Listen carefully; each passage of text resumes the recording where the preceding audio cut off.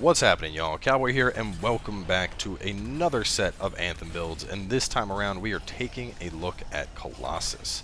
Now, Colossus is the beefy boy of the group, and my personal favorite Javelin to play. This thing is just a machine made of meat. It is a massive unit. It just plows through enemies, it lights stuff on fire, it does huge explosions. There's really nothing that I dislike about Colossus. It's just a complete joy to play. And in today's video, we're going to take a look at two very different builds to get you the best out of your own beefy boys.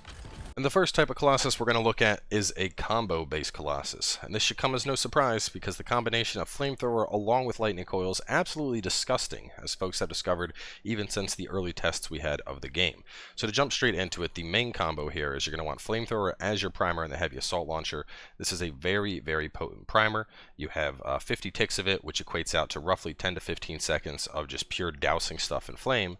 And then on top of that, we're going to grab the lightning coil under ordnance launcher, and it's important that you get lightning coil and not shot coil because you want to be able to detonate.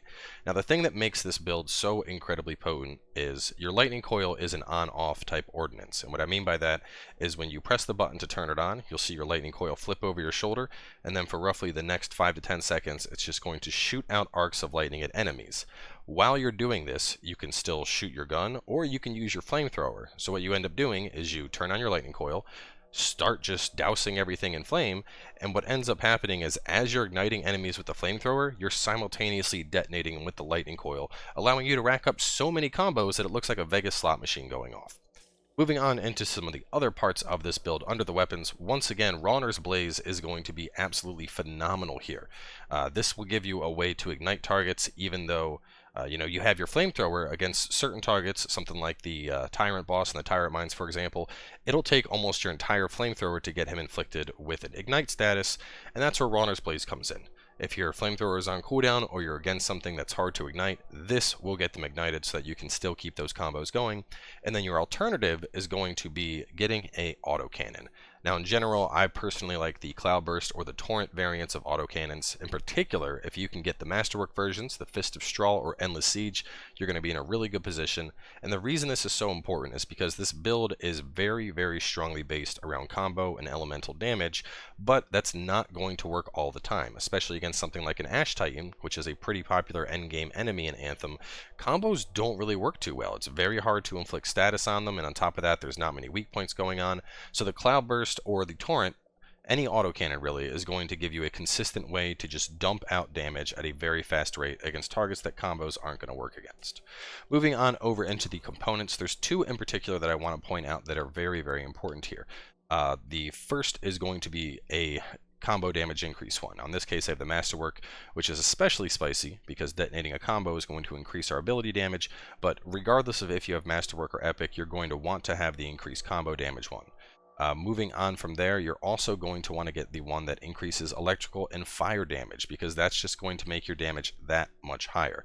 Now, as for the others, they're pretty standard, just kind of straightforward Masterwork ones. I have Reinforced Hull here, mainly because, as I mentioned, Masterwork stats, you can't beat them. Emblem of Destruction is a nice one to have all around, even though we're not really benefiting from the blast damage. And then Stalwart's Badge, which is actually more of a gunner type Colossus oriented component, actually works very well in this build due to the shield break increasing ability damage. And lastly, we have a structural reinforcement, just making us that much stronger. As for the support gear, I'm a big fan of Shield Pulse on the Colossus. I ran with the Taunt for a huge majority of the game, and ultimately I found that Shield Pulse was just a better choice. While it's great to taunt enemies, it's kind of finicky, and to be honest, a lot of the time stuff is dying so fast the taunt kind of ends up getting wasted, whereas Shield Pulse is just going to be a nice passive 33% damage reduction as soon as you proc it onto all of your allies nearby. So the first thing we're going to take a look at here is the combo detonation, and as you can see, while spraying this flame, the lightning is hitting enemies, and we're just seeing these combos go off one after another one. And really, it's kind of absurd. One of the big benefits of this, of course, is because of how fast you are putting out combos, you're also getting your ultimate up extremely quickly. So doing this build is going to allow you to basically go from chain combos into ultimate to chain combos into ultimate. And especially in instances like this in the Tyrant mines, where you just have a bunch of enemies coming in, you really are just the most disgusting force on the battlefield, and there's really nothing this build can't handle. I think it's also important to mention that while Lightning Coil is our primary detonator here, the Colossus melee attack is also a detonator in and of itself. Whether you do the regular melee attack or you do it while jumping, either of those will detonate.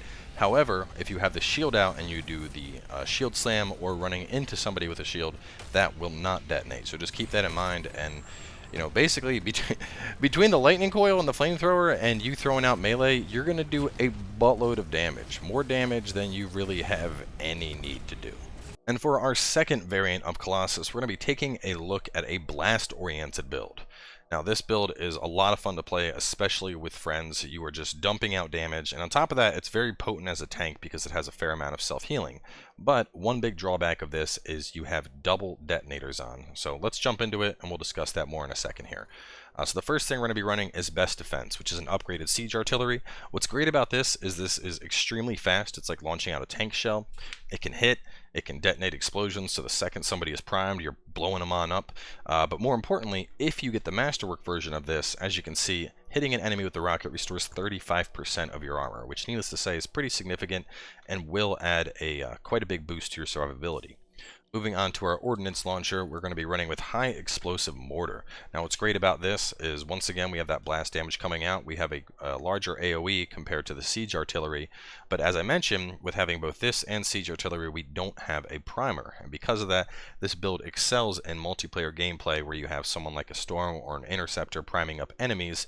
You can really just let loose and just blow everything apart, and what makes that so good is with Storm by example, where we have our detonation spreading the elemental effect, a Colossus detonation will do an AoE burst basically of whatever you're detonating. So when we are detonating enemies that were primed by Storm or Interceptor or whoever, we're seeing a lot of damage go out. So because of that, if you are playing with friends, running double detonators isn't necessarily a bad thing. However, if you're solo, I would suggest perhaps switching in a firewall mortar just so you do have a way to prime enemies as necessary. Moving on into the weapons, two weapons that are going to benefit from that increased blast damage. The first off, we have Divine Vengeance, similar to before. And what's interesting about this is even though the explosions are considered fire explosions, they do benefit from the blast damage increase that we have with this build. In testing, I found that without the blast damage increase, I was seeing blasts in the 800 to 900 range, and then with the blast damage increase, I was seeing stuff closer to around 1200 damage. So needless to say, 1200 damage explosions every time you do a 3-round burst is pretty significant. And then as for our secondary weapon, I'm currently running an Aftershock, which does benefit from the damage increase coming in with this build. Now, some things that I would keep in mind to look out for are the legendary version of the Aftershock, which on kill effects it'll create an acid area, which gives you an excellent way to prime up enemies.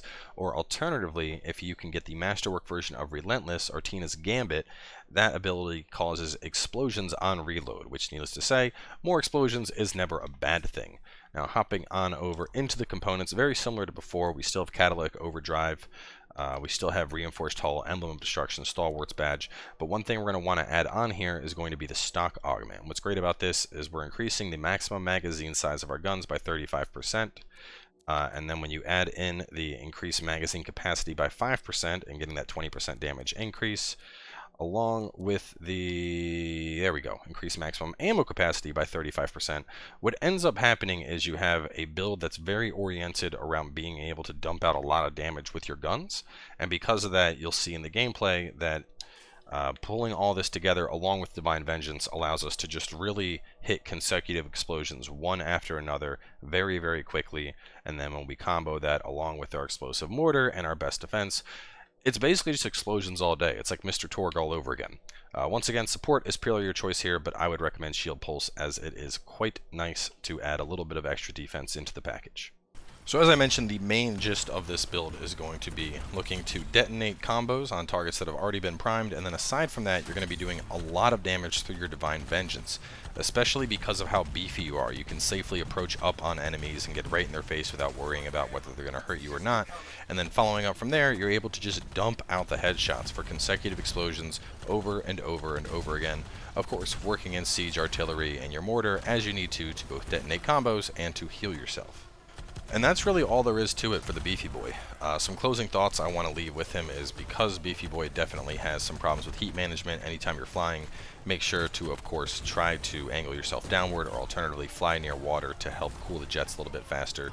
But aside from that, you know, he's definitely a lot of fun to play, and I think one of the most beautiful things about Colossus is I feel he really is one of the most varied javelins in the game. You know, you can do a ton of damage through melee, you can have elemental combo-oriented builds, you can have blast-oriented builds, you can have builds that really focus around your weapon and doing damage with stuff like the autocannon or the grenade launcher.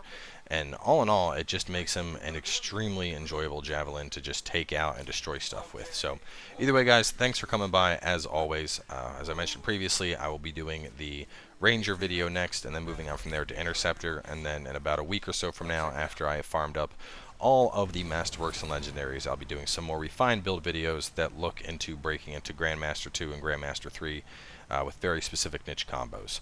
So either way, thanks for watching. If you enjoyed it, make sure to hit that thumbs up, and I'll catch you guys next time with more Anthem.